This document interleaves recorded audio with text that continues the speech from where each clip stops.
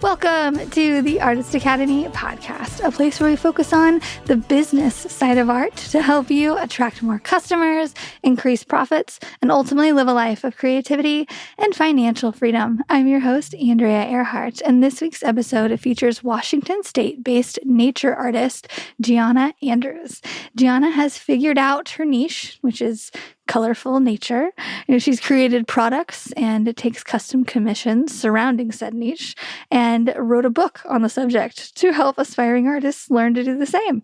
She's got a little bit of everything going on. So this all came after a bike accident that left her hospitalized with a body brace and nothing to do but sit still, heal, and create. During her recovery process, Gianna realized her love for art and the possibility to make it into a business. Through lots of trial and error, she's figured out a system that works for her, one that allows her to create, make a profit, and still have time to enjoy being out in nature. So let me know what you think about this week's episode with Gianna Andrews. Hello, I'm here with Gianna. Thanks for having me. Yeah, I'm excited to get to know your story, and you have quite the artistic life going on with your van and all of the things. So how did you get to where you are today? Well, yeah, thank you. So basically, I've been really passionate about the outdoors from a very young age, which you can see in my art. It's all very nature inspired, etc. But I wasn't always as interested in the arts. I'd say I was very creative growing up, but I hadn't really found my knack for painting until I was mountain biking in college and fell off my mountain bike and broke my back and had a really long recovery that. And I was like living in a clamshell back brace. And I had done a few college art classes beforehand, but I knew I liked art, but all of a sudden, like the universe kind of gave me this opportunity to slow down, and art really just kind of came to me during that time. I spent almost every day at the easel painting in my clamshell back brace, and it was kind of this rebirth in a way of like deciding that art is what I'm going to do now and what I'm going to prioritize in my life. And that was 7 years ago, and it's kind of, that's how it all started. Oh, wow. Talk about being forced into it in a way. Okay. Really. Well, I mean, everything happens for a reason, and that's so great. So how long did it take you to go from creating art to selling it to, doing it full time and making a full-time living?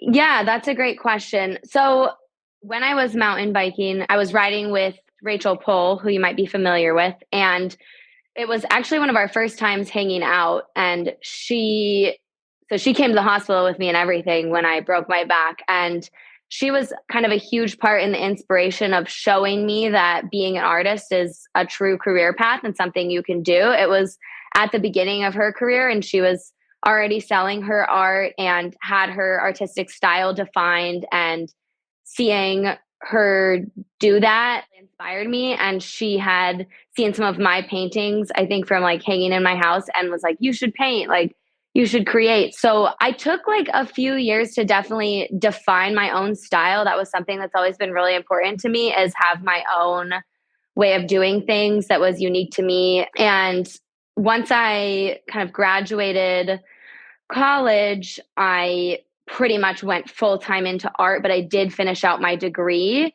just even though it wasn't in art, just to get it done with. And since I had a few years of experience painting and also kind of watching how Rachel ran her businesses, I began selling prints. I made a website, and it just kind of naturally went from there. I started posting work on Instagram, and I would get DMs from people, and actually started selling work over DMs. And then I was like, oh, wow, I need a website. And then, oh, wow, I need to like get a way to ship my stuff out. So it just kind of like naturally progressed during that time. How do you get customers? How did you get customers in the beginning, and how do you get them now? Yeah, that's a great question. I feel like in the beginning, very natural. I also do think that on Instagram back in 2016, 2017 was an anomaly of a time. And that's when I started posting my art on the internet. There weren't as many artists as there are now. I would say like, not that I would like to think that as artists, we can all collaborate, but like competition wise, not very many people were selling work on the internet. So I definitely just got a lot of natural organic customers from just posting consistently on Instagram and just painting as much as possible and sharing the work. And that's really how it started. I remember in 2017 was my first kind of holiday doing sales, and I was completely unprepared. I like put prints on my website and a few originals, and I was so busy. I was just packaging all day long. I had no extra help, and I was handwriting labels and everything. And that's just kind of like the beginning of it. And then from there, it just felt possible to keep expanding into like events and different. And then I just made connections from kind of that initial boost that just happened. Yeah. Okay. So you do events now? Yeah. So I occasionally do events. I'll do events with brands like live painting, etc. So sometimes say a brewery is doing an event and I'll come out and paint and like have a merch table. I do select festivals. I only do a couple a year, but it's enough to make connections and get my work out there and talk to people in person, which I love doing, etc. But yeah, I don't want to become one of those like a vendor that's doing that all the time. I think that would burn me out. Yeah. Yeah. I've never done a show, but I hear it's a lot of work and you need Yeah. a lot of supplies. So it's good that you have all of those, like the tent and all of that. For sure. Yeah, I do have a 10 by 10 tent, but sometimes events are indoors, more kind of like I've done a few trade shows. There's one in Oregon called Snowvana, and it's kind of a pre-winter party ski show at the Oregon Convention Center. So I'll go set up a booth there, but we don't need tents for that. So it just depends on the event. But I do kind of have my system of how I set things up so that I don't need to like reinvent it for every event. Yeah. Awesome. Okay. And you do that mostly for networking, or do you make a decent amount at those, or? If I'm going to be going and showing my art, it's also for like part of what my income is. It's just like a supplemental thing that's fun to do. I enjoy it in the way that it's really nice to connect with customers in person, because since so much of my business is online and has been through Instagram and just email, I'm not getting that face to face with customers very much. And so I feel the human connection from an event can be really powerful. Yeah. So you sell originals and prints, and you do merch as well, like t-shirts. I'm seeing you have a t-shirt with a design that's similar to the design I do. Yeah. So we're in my studio right now. This is a mural that I painted on the wall behind me. But yeah, so I've mainly focused on prints, originals. I'll do live edge driftwood originals that have been pretty popular, or just like wood round originals. I also like painting on canvas. And then kind of around the holidays, I'll do a bigger drop where I'll do a this coming year, 2023 calendar, planner, stickers. Yeah, limited apparel line. Merchandise has been interesting for me because I'm kind of a minimalist in a way. And also like my college degree was in environmental studies. So I'm passionate about the environment, and I want to make goods that are not bad for the planet and that I'm not just putting more stuff into the world. So I'm usually really conscious about what I put out there and what I do manufacture if I am making manufactured goods. So I kind of keep it in small batches and just make like a limited run of tote bags. Like I just made in the spring, I released 100% recycled cotton tote bags, and then I'm not going to bring those designs back. So it's just kind of like limited drops. Okay. Yeah. I was going to ask, and being that, I mean, do you do the van life kind of stuff and all the things which is super cool and artsy, but I was going to ask, do you do pre-orders on stuff like that too? Or do you just do like, I'm ordering, and then give me an example of how many shirts you would order or how many bags you would order at one time? Yeah, that's a great question. So I tried to start my art business out of the van, just circling back to the van life thing. It did not work, especially for the like scale of work I like to do. I like to paint bigger. It's just if I'm setting up in the sun or the wind or trying to paint in the van, you're also trying to cook. Like for me, it didn't work with the scale of work I like to do. And I also realized I need a stable studio to work out of. Right now we're in my studio, but it used to be an extra bedroom in our house. We've moved into a house that now has a separate building that I can work out of, which is really nice. But yeah, as far as quantities of what I'm ordering at a time, I kind of just have to guess of if it's going to be a popular item or not. I've done pre-orders on a few tank tops that are like unit price way expensive to me just so that I don't over order and then I'm sitting on a bunch of product that was really expensive. But I do have some wholesale accounts too. So I sell to stores and I do give them like a wholesale price and there's a minimum amount of how much they have to order. But that kind of helps with when I'm ordering products, I'll sell them online. Then I'll be like, okay, I'm also going to sell them at this event. And then also I'll offer them on wholesale. And usually that clears me out of product. I mean, at a time, I'll order 10 to 20 units of each size of t-shirt if I think it's gonna be a popular t-shirt, and then I can get a reprint. A lot of hat companies, like I've done hats in the past, their minimum is 50 units. So that's how many hats you have to order. I'll usually go with the minimum unless I think it's going to be a popular design. Stickers, I just order a ton because they go quick and also you can give them away, freebies and stuff if you have like a marketing push you're doing.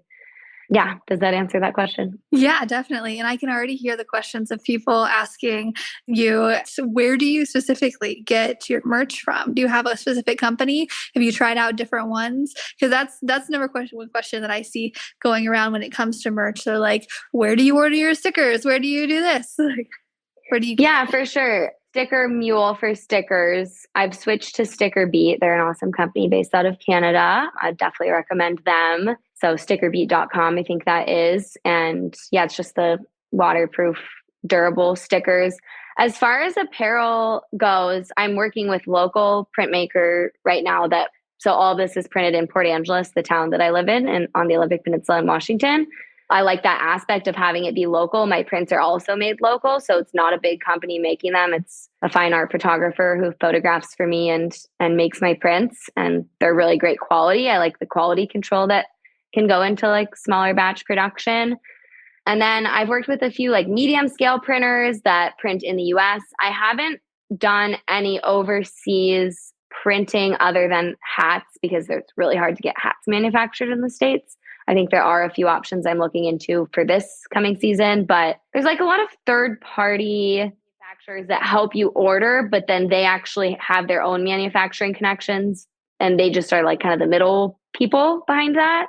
So that's what I've used for hats. But generally, when it comes to my other merch, I try to go directly to the producer or the printer. And some of those connections I'm just not willing to share because it's taken time to develop them and research them. So I would say for artists that are looking to manufacture their stuff, like ask for samples, do your research and find the company that you feel their ethos like fit best for you and your art and your company. And it's okay to like look around and be selective because there's a lot of companies that don't have environmentalism in mind and aren't doing good things for the planet. So and if that matters to you, which hopefully it does, then you can, yeah, I would say just do your research.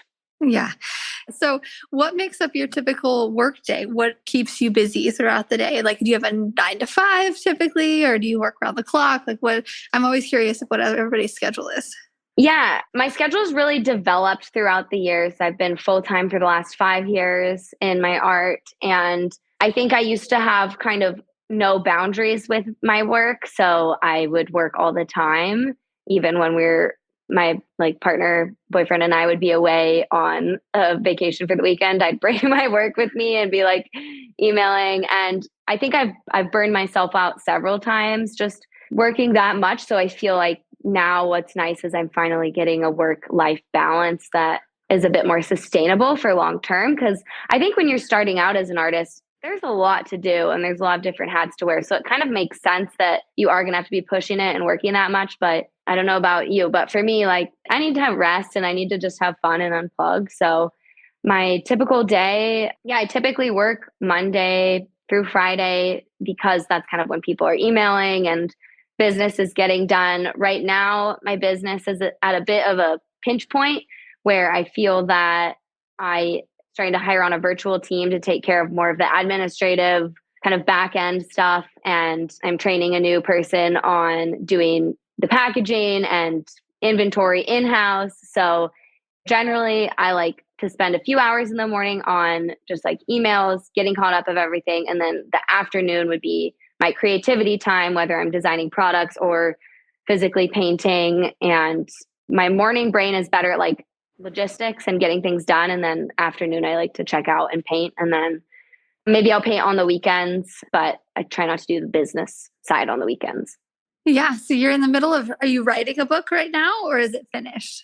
So it's in the editing process right now. It's called So You Want to Be an Artist. We are hoping to launch it this November. My partner, Corey, is a book publisher, so he's helping me self-publish it.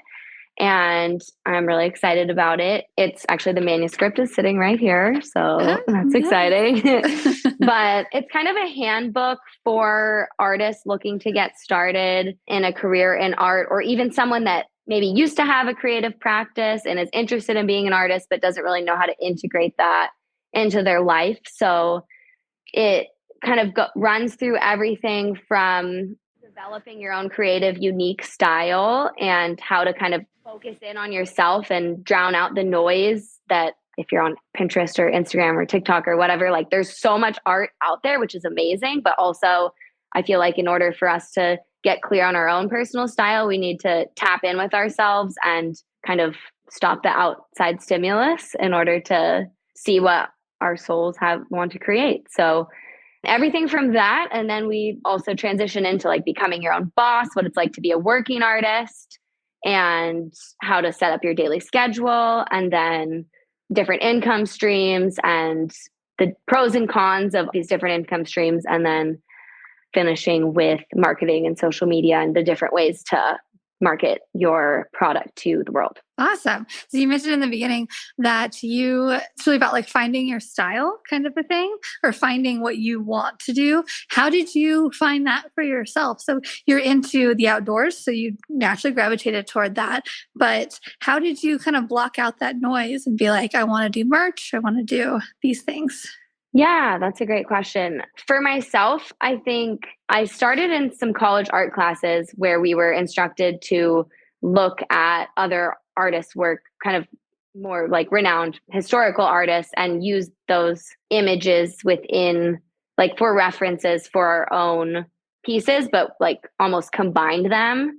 And so you're not directly like painting someone else's work, you're like using different techniques and melding them together and creating your own.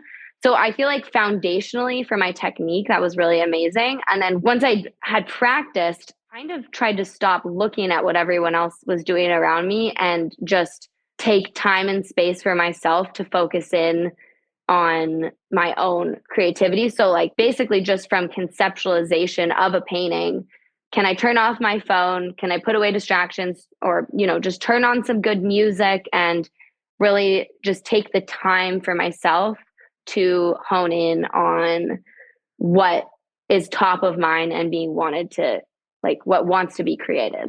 Yeah. And so I've kind of like, I feel like my whole business has kind of been directed in that way of like taking time away, taking space, getting quiet, and then making a decision. And from there, like putting it out into the world or creating something. Yeah, I definitely agree. I think a lot of us, we just start out copying each other kind of a way, with the best intentions. And then you just find your own after a while anyway. And exactly. And I think it's all about trusting yourself and trusting that, like, the answer to how this painting should be created or how this drawing should be created, not someone else. So like trusting that it can actually come from you. You don't need to look outside of yourself for like how to create. Like it can all come from you. Yeah. So I guess just taking some time away, do you go into nature to find that? Or do you like shut off the social medias, or how do you specifically do that? Because it's hard. It's hard to, whenever I want to go and find something new, I'll go to Pinterest and I'll just pin a bunch of new things and then I'm inspired, but it's still getting inspiration from other people. So do you still do that, or do you block everything out? I don't really do Pinterest too much. I'll do it for like home decor or like art studio, like more like decorating, like how do I decorate my new house kind of a thing. But yeah, I spend a lot of, like, I'm a surfer, I'm a skier, hiking, backpacking, just getting out in nature. And I take a lot of my own reference photos for my paintings. So I'll just bring my phone and shoot photos, and then I try to paint from those.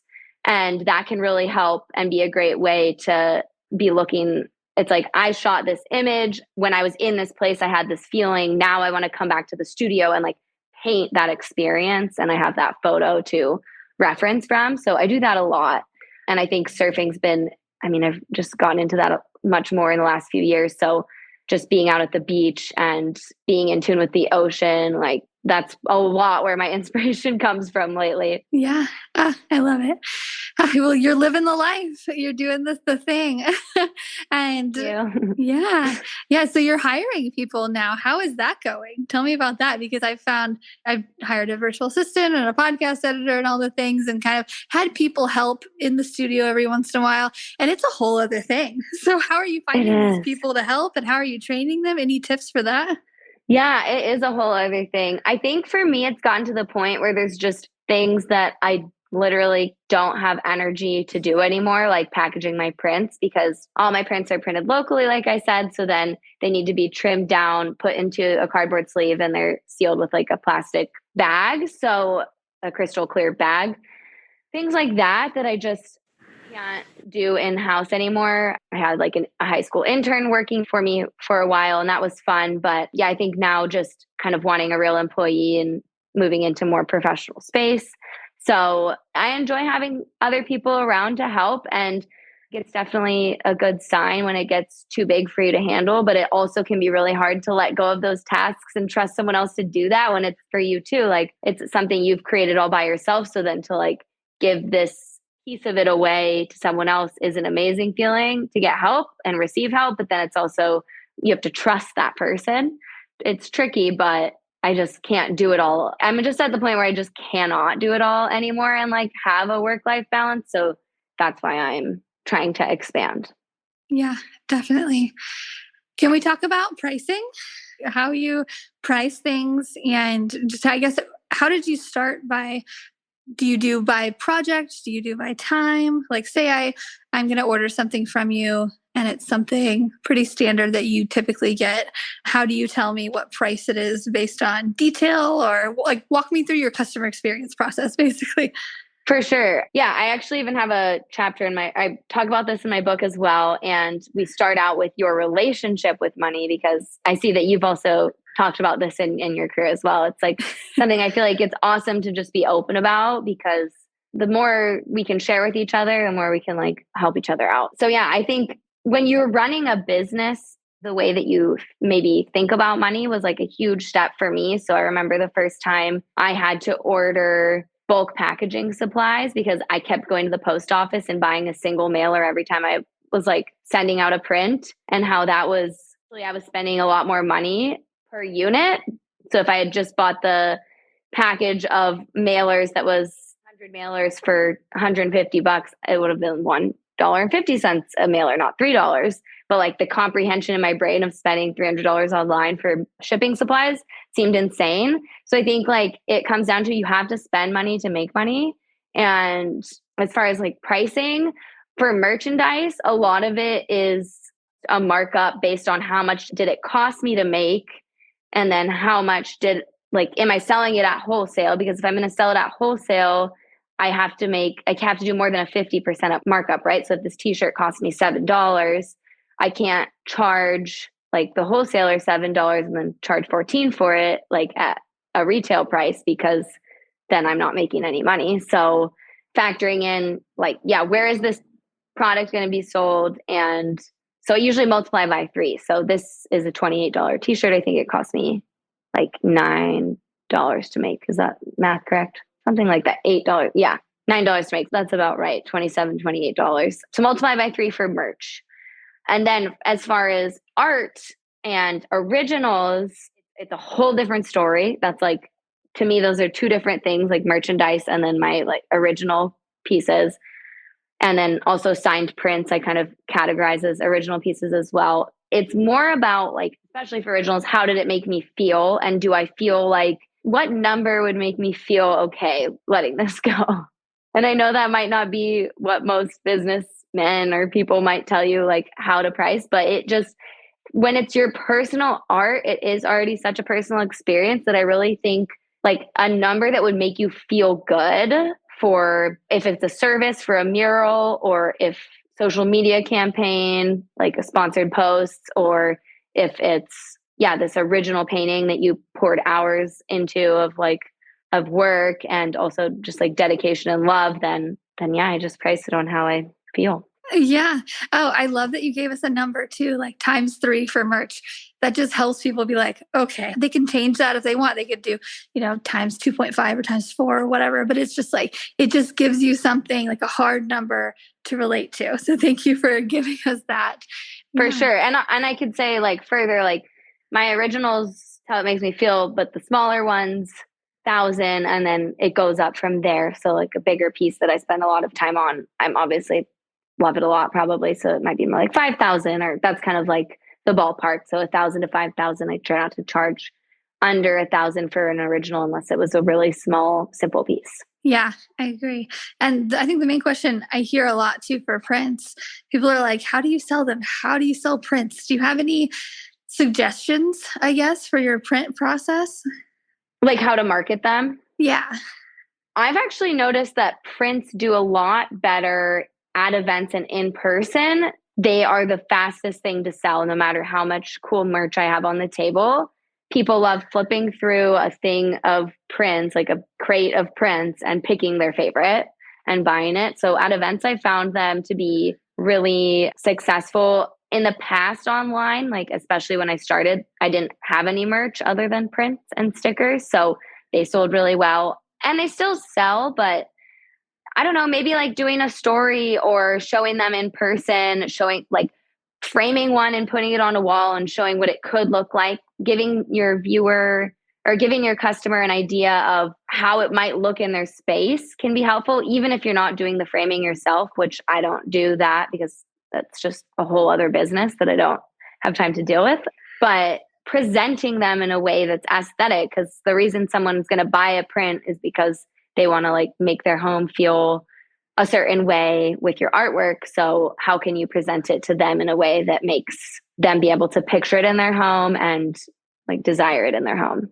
Yeah, I love that presentation. That's such a good idea. Or even just like posting it up on a wall, or yeah, that's such a good tip. Okay. So by the time this podcast comes out, your book will already be out. So where can people go to get that and get more artistic advice from you?